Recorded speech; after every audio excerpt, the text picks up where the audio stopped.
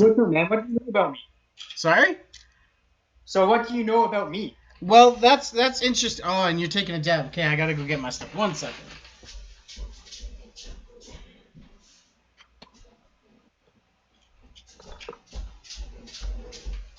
It's funny you asked that because I over the last like 5 6 days have been just like going through everyone's profile and trying to collect some background knowledge. And as much as you post, you remain very like anonymous in how you feel about glass. You just produce really nice glass. And the one big ticket that I wanted to dive into was when Dave said, you know, he taught you about function instead of form. So Dave taught me about function over form, did he? No, no, you taught him. Oh, okay. Yeah, Okay. That yeah, sounds more accurate. yeah. No, for sure. Um, but I can see, like, I saw that you've been refining your recycler design for quite a while. Um, you seem to be a pretty big fan of clear because when clear is done right, it looks really clean. Um, man, put me on the spot and I have no idea. This is like a test and I'm about to fail. Yeah, there's no fail. So I just wanted to see where the conversation was going to start. Mm-hmm. So yeah, I absolutely.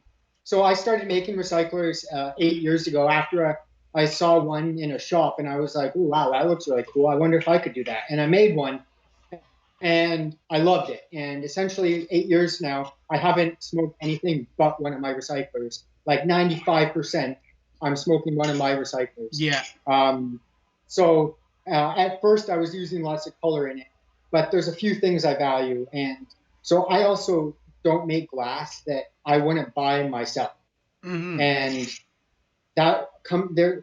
A big part of that comes down to the price point of the glass. Now, in all seriousness, I would not be buying a six, seven, $800 rig for me personally to smoke out of. So when I go to the torch to make a rig, I'm not looking to make something in that range. So Mm-hmm. I'm looking to the $200 to $300 range because that's where I would be spending my money. Okay. So Yeah. that's the market that I look to fill. So for me, the amount of work that goes into the product, the clear glass works for it. It looks good when it's done right, and therefore I've sort of felt that I found this niche market for myself that I really enjoy working in. So Mm-hmm. I've sort of gone all out in that market. And some people say that it's the Mastah House of Clear because I use so little color. And when I do use color, people really notice. Yeah, yeah. Well, like the one that I really noticed was like your most recent collab with Ika. That cherry wood grain looks phenomenal, right? And like paired with clear to be able to see the function and everything, really nice. Yeah, well, I don't think I'll ever make a recycler with an opaque drain chamber or cyclone chamber Yeah. because that really sort of defeats the purpose of the recycler, in my opinion, the way that it functions and like everything like that. So I'm always going to have that clear window there or a transparent color. Yeah. But the wood grain that was on that is actually something that I've been playing with there. It's a glass color company called Momka, and I've been experimenting around with making vac stacks of their color because they have really interesting patterns in the rods themselves. So Okay. that's how we get the multi-faceted sort of randomness that we found looked similar to a wood grain in that piece. Mm-hmm. Wow. Okay. Cool.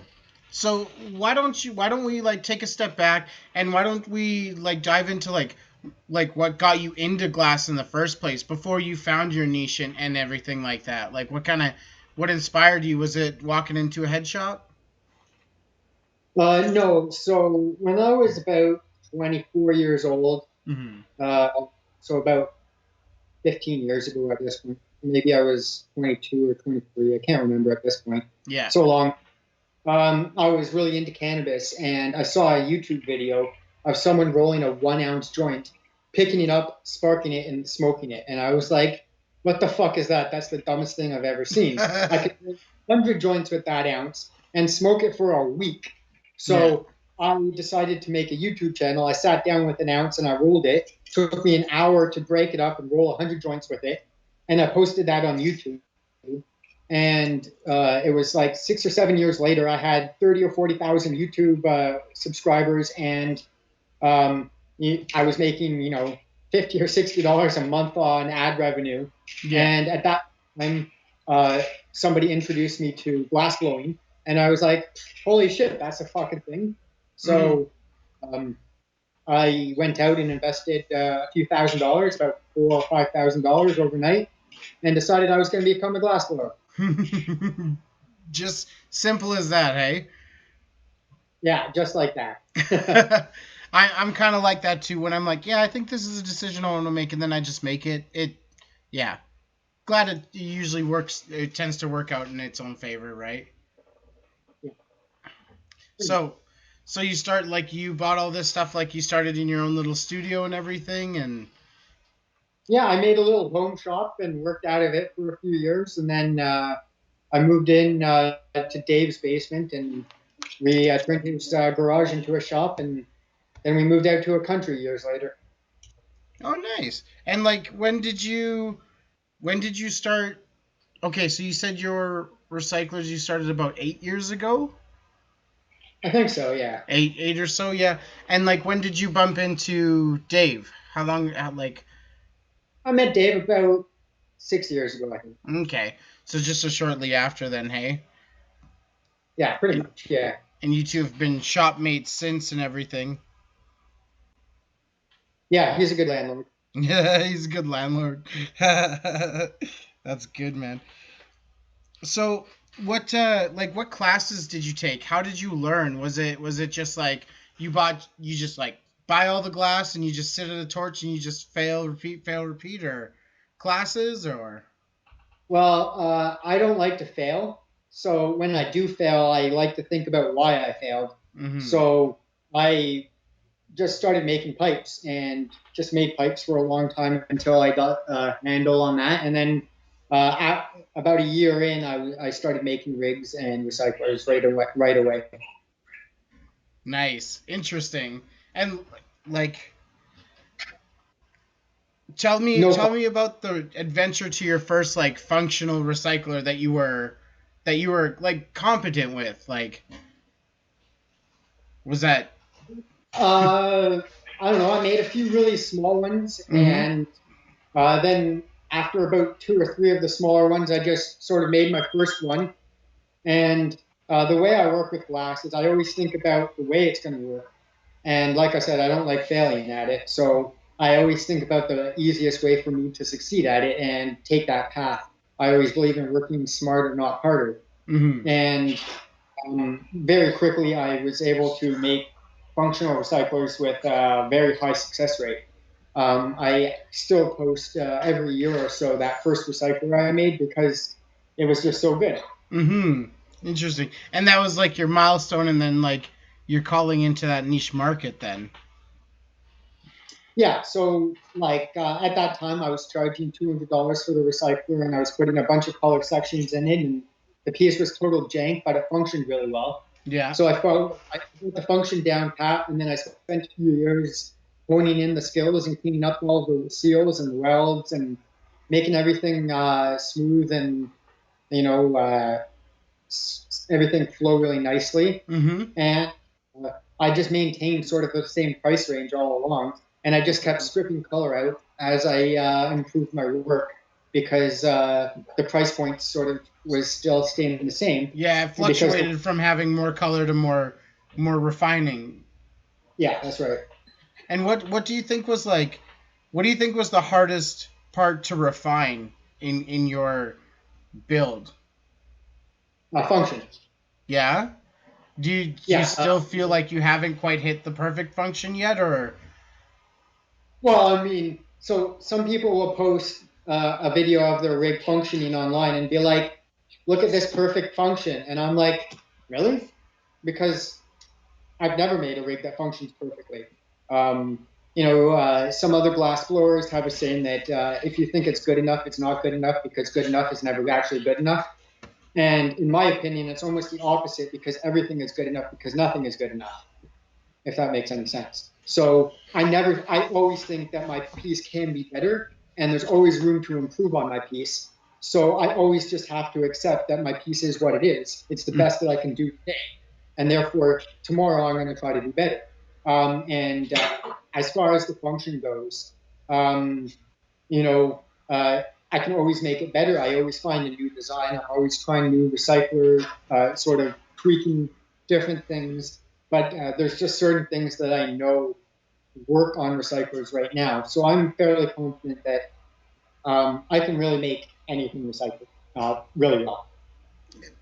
That's interesting. That's a really good way. So like how did you adopt that that mindset honestly, because you must have had that mindset beforehand, and to have that like going into glass probably saves a lot of frustration and a lot of like anger and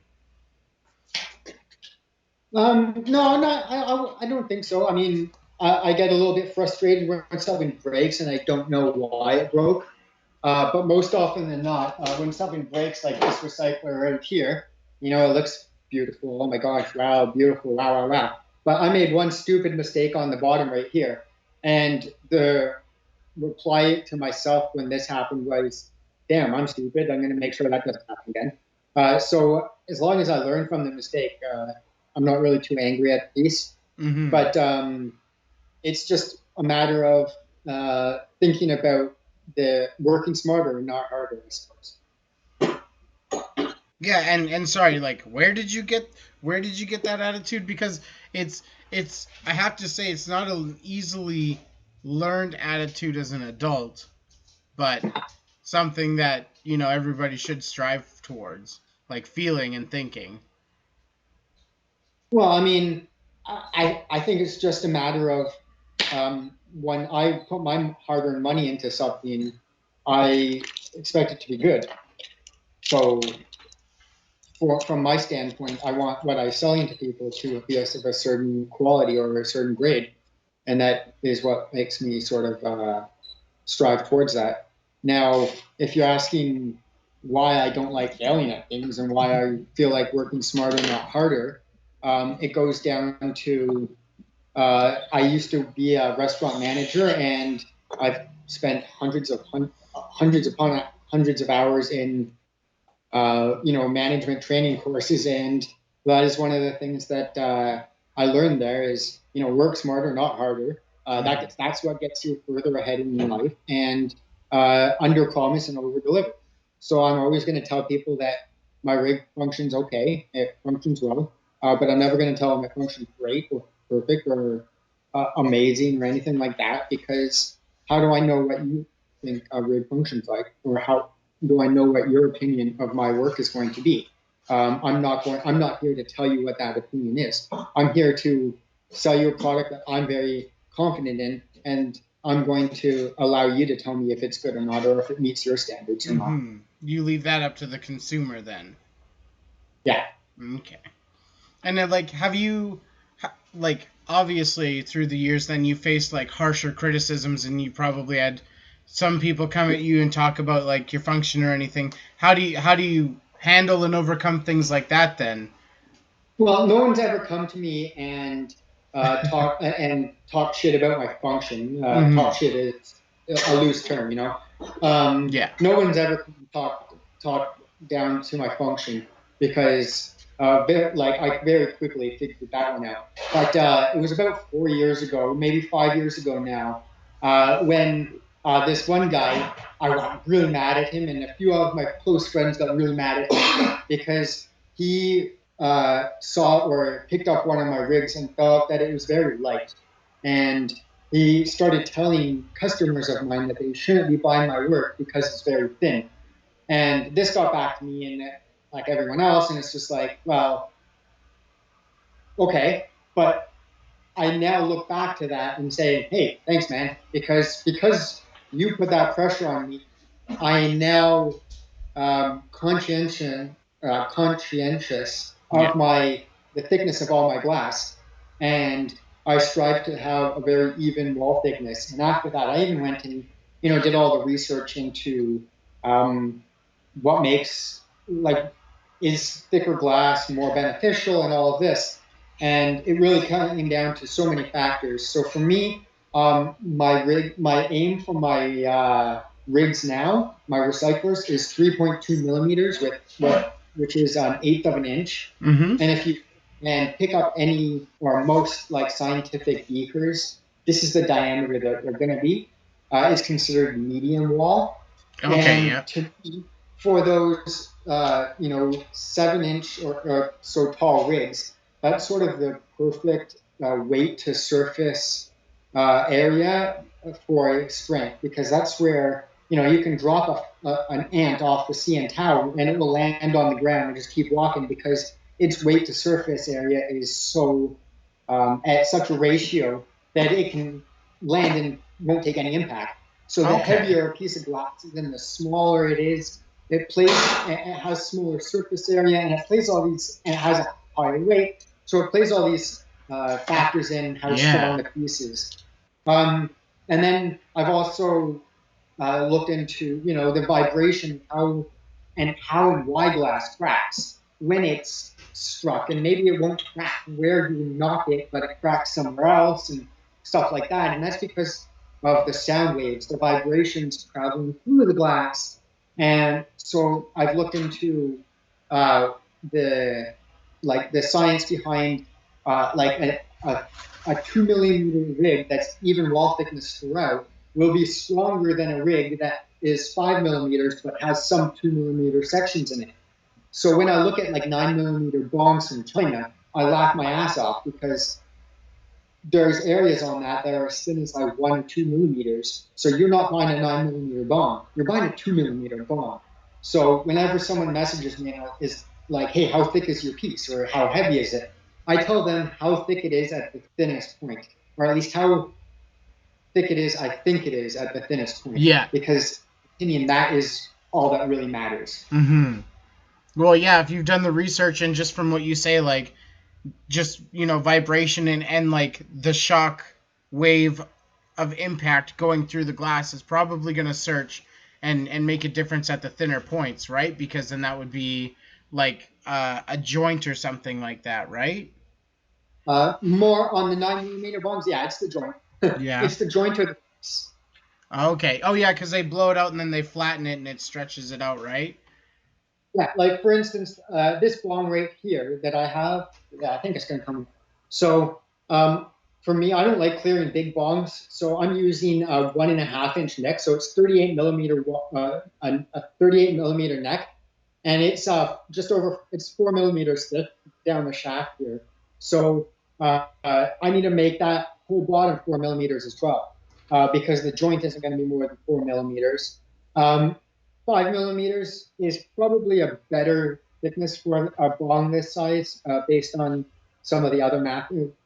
I just also want to put that this is all my interpretation and my opinion of the research that I've done. Of So what other you've studied. Yes. Yeah. Very much so. Yep. and they're not wrong, and maybe I'm not wrong. There's so many factors.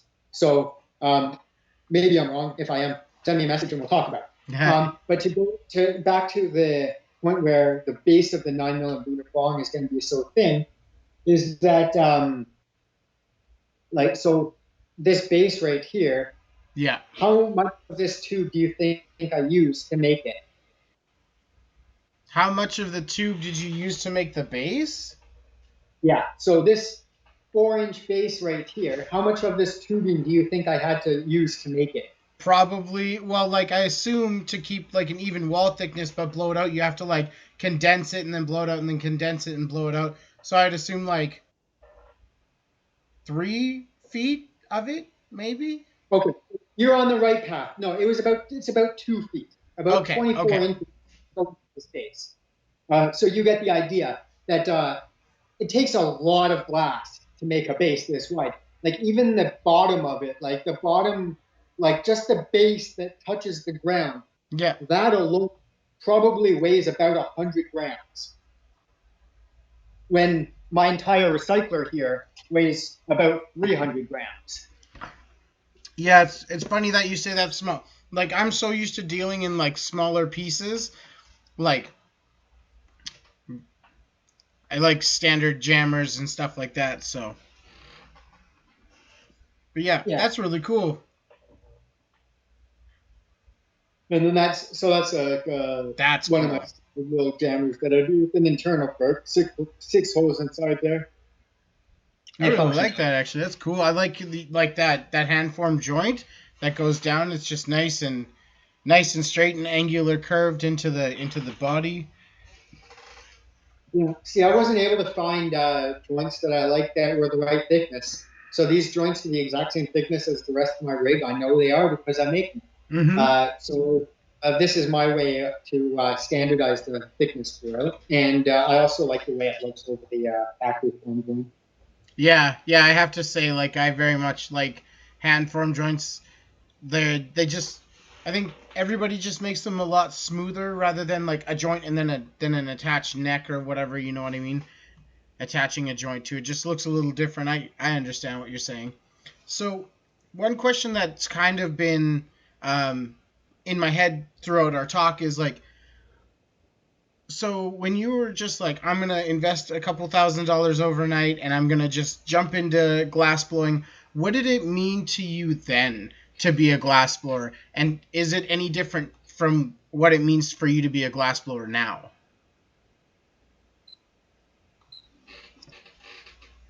Hmm. Um, yeah, I don't know.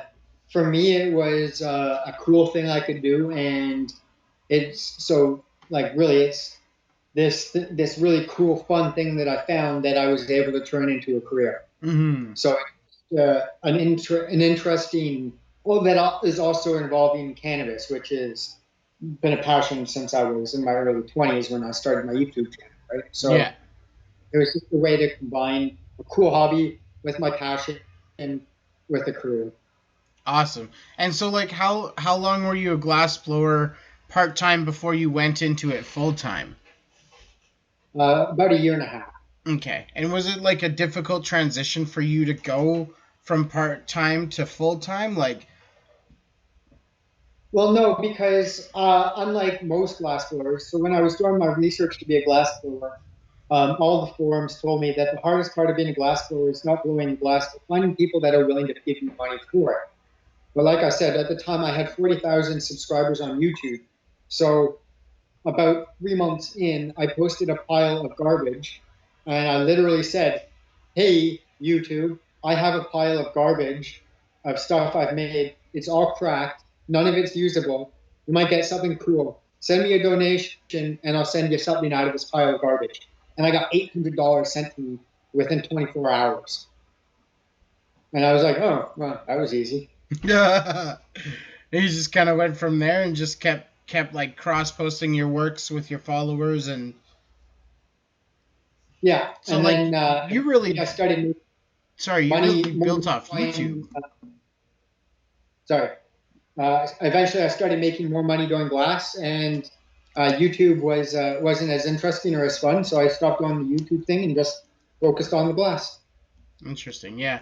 Very interesting to see that you got your start off of YouTube. A lot of people just got not their not like recognized or anything because artists got recognized before social media, but like a really big game changer for everybody was Instagram, right?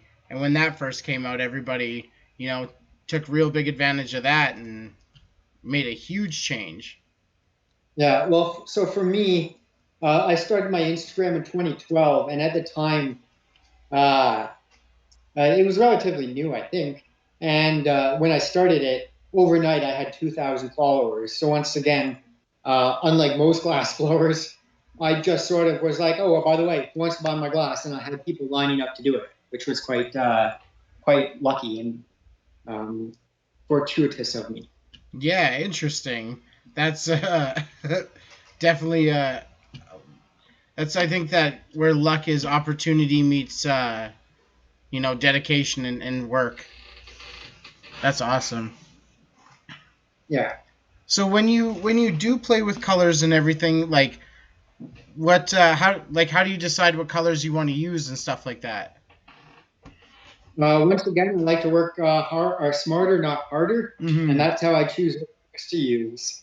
I choose whatever colors are easiest to work with, and that's basically what I do. Nope, that's fair. And if the colors are difficult to work with, like some of the mom colors, I'll just seal it in clear glass and go with it from there. Okay, and that usually makes most glass pretty manageable, right? And sleeving it in clear. Yeah. Interesting. So what would be like some of your favorite colors to work with then? Pomegranate is a good one. You Yeah. can't really go wrong with pomegranate. It's great red. Looks good. You can't overwork it. Um, uh, I don't Hmm. really have any really favorite colors there, actually. Yeah, I guess Phoenix by Greasy Glass is a really nice one. But I'm just looking over here at my pile of glass, and yeah, I don't think any of them are my favorites. And my pile of glass upstairs says the same thing. I just sort of buy a ramshackle of color that I think might be cool, and I end up never actually doing anything with it.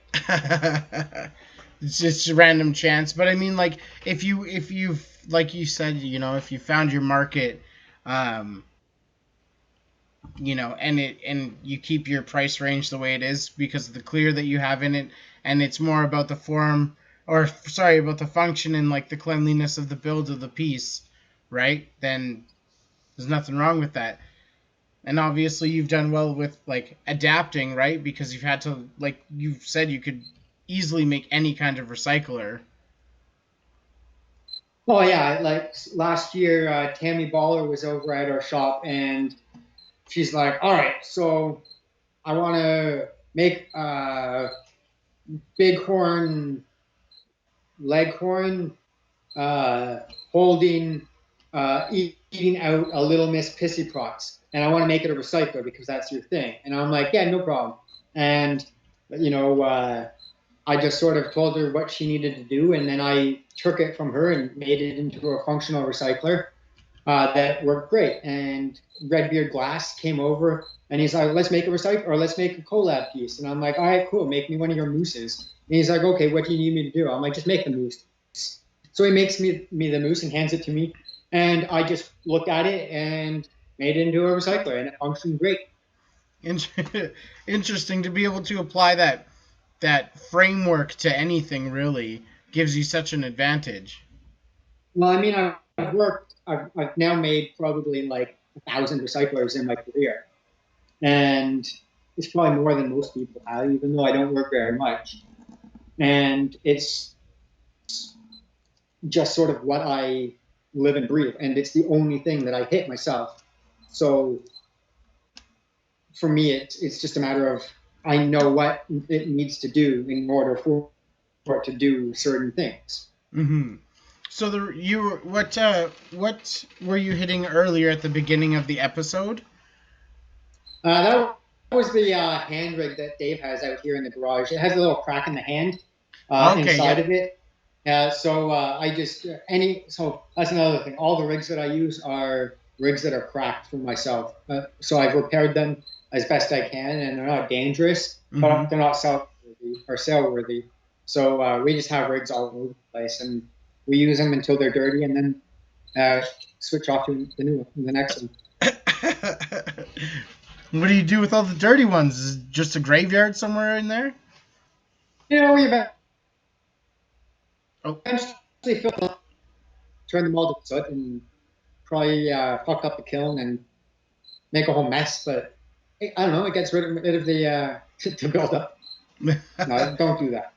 What we do. interesting. I like, I don't know. Anytime I've had to send a repair away, they always tell me to like clean the glass, and I've never really understood why. I mean, other than not working with dabbed glass, but it can like Right. So screw up the kiln. there's a few reasons. Less reasons now than there was a few years ago, but that's just because we're in Canada. The main reason is if you mail me a dirty piece, you are mailing me drugs, which in the past has been Yes. a felony. Yes. and me accepting that piece is also just as wrongful of you as you sending it. So that's the primary reason Okay. why people don't like it. The other reason is I don't want to clean your fucking glass before I repair it. And if I use the kiln to clean it, the piece is gonna, and then if I work on it after put it through the kiln like that, there's gonna be ash that's melted in, and it's not gonna be nice.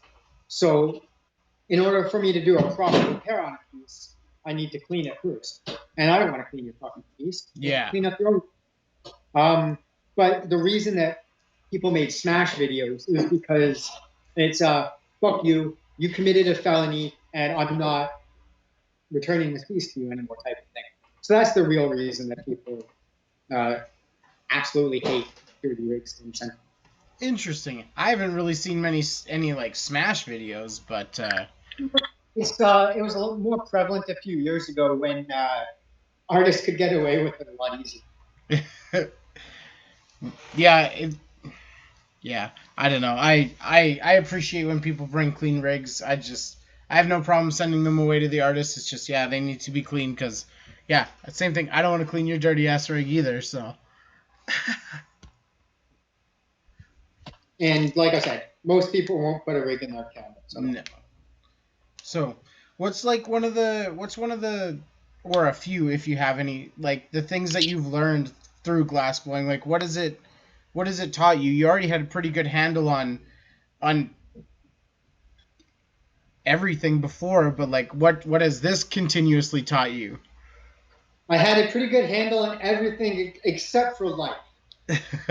Well, I mean, Like, like your ability to not like really beat yourself up and just like accept as you like today you're at your best, tomorrow you will be at your best, and the next day you will also be like at that best. So just interesting to see what glass has taught you other than things like that. it's taught me that that life is fragile. Oh my god. No, I don't know. I mean, for me, I think of glass as just another way of it's just another career for me. It's a job, and it's just fun to do. hmm It's taught me to be and to work smarter, not harder. Do you think you're ever gonna switch out of glass blowing to anything else if it's just like another like career? Uh, Probably not. Maybe No. if it will make money in an easier way, like work if I can work smarter, not harder. Like hmm if something comes along and it's like, oh hey, there's a job that you don't have to work as hard. I'll take that as my job and just keep blowing glass as a hobby or whatever. hmm Um, but I mean, I don't see anything in my foreseeable future that will allow me to work from home, make money doing something I enjoy doing on my own time. Yeah, So, or it's what I plan to do for the foreseeable future. that's awesome. Yeah, lot of people love your work, and um, yeah, like I'm glad to hear that. You know, because when you say it's just another career, I feel like you say that, but it kind of is more than that too, because there's got to be something that keeps driving you to do it, right? Well, it's something I can do from home. It's something that Yeah. uh, makes a living for me. It's something I enjoy doing, and it's something I get to do on my own time. I mean, what else does it need to provide for me other than those amazing things in life that most people strive for in their job? hmm Yeah, and that's what I'm trying to get to too. One day soon I'll be there, but yeah, I think I have a little bit of adjusting to make before I get into glass blowing, but I'm looking forward to it teaching me a lot of things. So,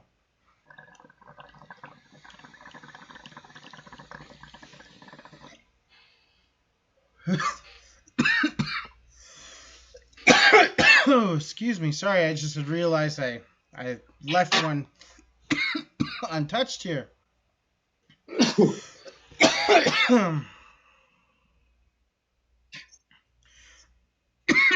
It's 30 seconds. Oh wow. Thank you, long interview.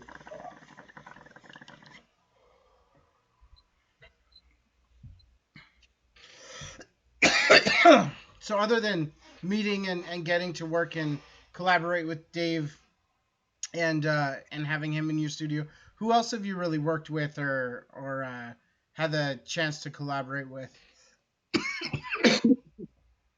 Oh well.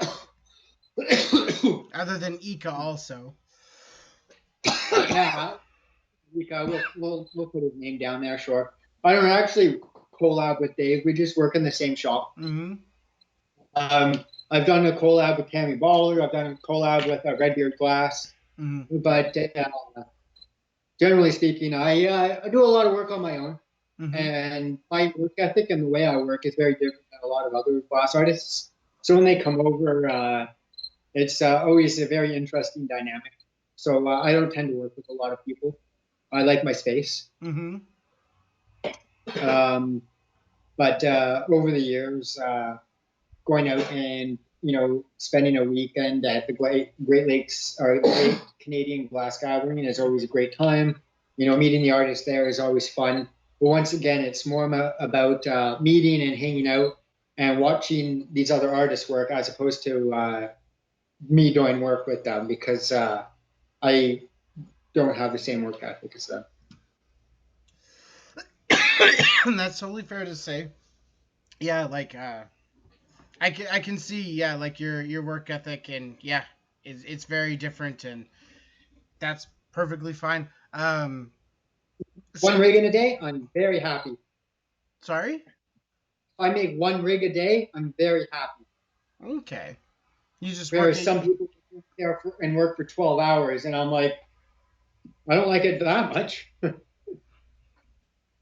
Interesting. What it like? It's super interesting. I would have figured that it was a lot more uh, inspiring to do it. Not saying that you're not inspired by it, but just you have such a different view on it. It's so professional, and you're right. It works smart for you, and I'm not. I well, I gave up mean, all professionalism when I left my career job 8 years ago. yeah, you don't regret that at all, hey? No, not at all. Awesome. So much so that I've cut out all professionalism and I just mean, I did do what see I. a video of you on a car somewhere. Yeah, that was Ika posted that. That's our off-road vehicle that we have on the property out here, Mm-hmm. and having fun with. Yeah, we're just gonna leave that story there. Yeah, yeah, just having fun. Yeah, if you didn't see it, then you missed it. Yeah, it's not like the person driving shouldn't have been driving or anything. Yeah, no, there's. I just saw you in the car. I don't even remember seeing the driver, so it's all good. It had to have been legal. You get a thumbs up. So with what you're running now, like your torch and everything, is it the same one as the first one that you bought? No, I started on a Mega Miner, which is like this little red torch, Mm-hmm. and then I don't worry about it. Yeah, I'm not getting the other ones. Mm-hmm. Started on a Mega Miner, which is really a small torch, and I spent $750 on oxygen concentrators, and then I charged my landlords the power bill to blow glass for the next 5 years or so. So I never paid for oxygen for about 5 years, working off of a really little tiny torch. And then I got another oxygen concentrator and was working off of a torch called the mid range, which is a little bit larger. And then finally, Dave convinced me to plug into the tank of oxygen, and we got the Nortel Hydra, which is now an amazing torch for the lathe, Mm-hmm. which is where I do 95% of all. Yeah. Do you do your recyclers and everything on a lathe also? So I'll build the components on the lathe, but then assemble it by hand. But I'll use the same station and setup. I can just move the torch back a little bit to do it. Yeah. Interesting. Okay. Cool. Sorry. All the shaping is done on me. Okay, yeah, well, to get that evenness and everything like that, especially with wall thickness, right? More easier than by hand and less work. Instead of spinning the glass for 15 minutes, the machine does it for me. Mm-hmm. And like, how, like, It makes sorry? it makes it a little bit more consistent, but I was able to achieve that consistency by hand. I just had to put in the effort of spinning the glass by hand for 15 minutes, which hurts people's shoulders, and it's just one thing that I would prefer not to have to do. So now with the lathe, I don't. Okay, that makes sense. I mean, yeah, again, working smarter, right? I'm learning a lot. Just work smarter, not harder. Yeah, it's unfortunately um, you have to work harder to work smarter because the lathe ain't free. Yeah. Yeah, so like how long have you been working with the lathe then? We got it when we moved out to Kingston, so we've been on it for 6 months. Okay, so you just switched to using the lathe then. Yeah, But everything before was by hand. Interesting. Well, it's really good then because like you shouldn't even be able to tell a difference, working with a lathe or working between hand. And when I was like surfing your stuff earlier this week, it all looked super clean. thank you. So, sorry, just 1 second here. So, in the I guess yeah. I want to ask this in regards to recycling. In the 8 years that you've been honing and refining and working on it, what's like the biggest thing that you've noticed change about consumerism with recyclers or recyclers in general? Like I myself have like only really collected um, Canadian made glass for the last 5 years, and of that, like I've only had a recycler for the last 2 or 3. So I don't even know what it was like 8 years ago with recyclers. Yeah, a lot more people are definitely making recyclers now. Mm-hmm. I've definitely helped a few people make recyclers since then, and sort of given away some of the secrets because I just like to see well-functioning glass. Mm-hmm. I believe in competition. But when I started making them, there was a handful of people that were making them. But at the time, like I can't even put my name on some of it. It's embarrassing actually. I know the names Mm-hmm. of the sort of the two people that originated the recyclers back in like the late 2008s, 9s, 10s type of thing. Okay. Yeah. So um, I want to say Anders, but I don't, I can't finish that, Yeah. and You're I don't, blanking out like I did. and it's completely out of my head right now. I think Eric Anders maybe. I think he made recyclers back then. Um, Quave, Quave made recyclers. Quave refined the Klein, I believe. I could be wrong, but around that time, people were working on refining that, and those were the pieces that I was like, "Wow, I want to make something like that." So, my first design was totally a ripoff of one of the first recyclers that I ever saw. It was complete like knockoff, like working the same placement and everything. And Mm-hmm. then over the time, I I sort of moved things around and played with it to refine it into my own design. I have my 1.5 uptake, my unicycler, which are sort of takes on the traditional recyclers, Yeah. but I sort of put my own twist to it to sort of bring it into my own design, if you will. It makes it a little bit different than most other people's that are out there, and I think that they work pretty well. So I like making them. This is the unicycle right there That's with the. the single uptake. For about 2 years, I didn't make any recyclers that had a single uptake. Most of them had two, three, four, or the 1.5 for about Mm-hmm. 2 years. So when I started making a single uptake recycler again, I called it the unicycler because it's a joke that everyone else makes a unicycler. So people were initially like, well, what the hell makes your unicycler different than everyone else's? And it's like, it just is. Hmm. Interesting. I didn't know that they only started in like 2008 or 9. Yeah, that's when they were sort of getting more refined, and I started seeing them.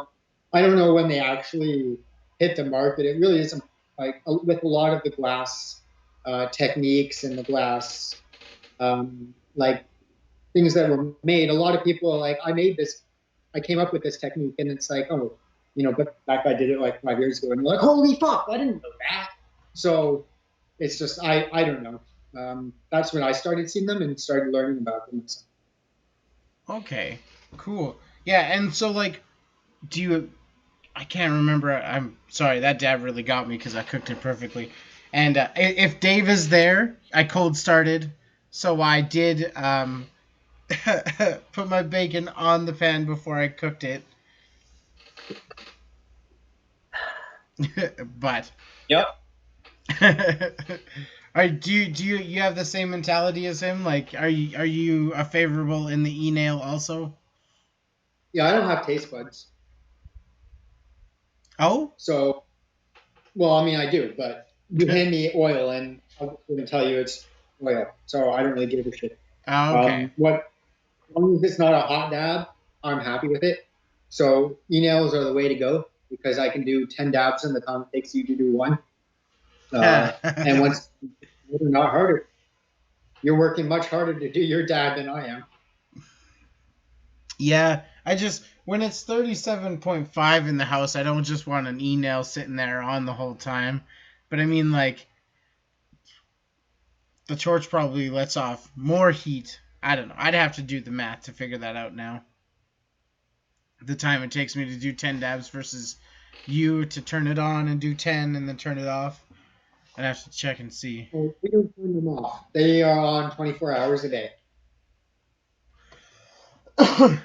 And those are the electric ones, right? Like that Dave has That's right. Yep. 24 hours a day. Holy cow. That's insane. That's crazy. So the last thing I want to kind of like ask you is if we can take a tour of your little like work area, and I know we've already done that, but for a couple of people who are tuning in now didn't tune into Dave's and just want to show it around and Yeah. So it's the same one that Dave showed you last week. yeah. So we got my station here with some of my color prep. Nothing too fancy going on. Some cracked pieces of glass as well. Then we got the lathe with Dave's station on the far end of that. And then over here is the kilns that we have set up. Yeah. Yeah.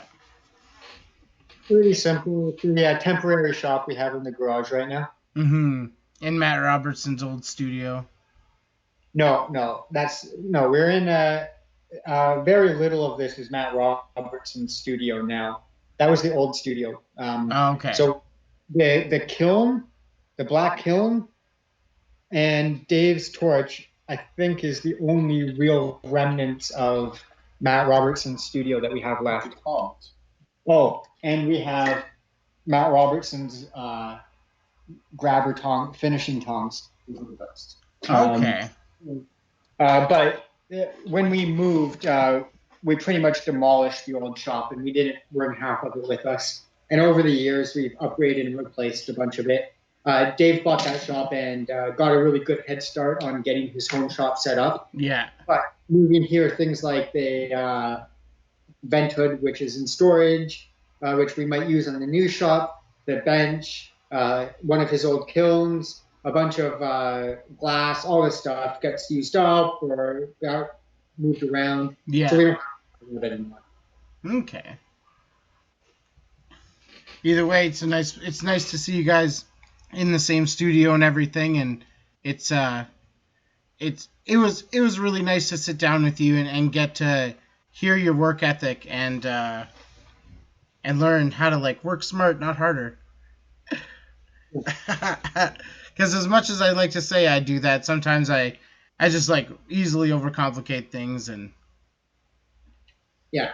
Well, as I told my parents, I became a glassblower to live the life that I wanted, not to become rich. Mm-hmm. So I work as much as I need to live the life that I want to live. And as long as you're comfortable with that, then that's all you need. Yeah. For Perfect. now. Well, I'm gonna say like that's all I got for like today.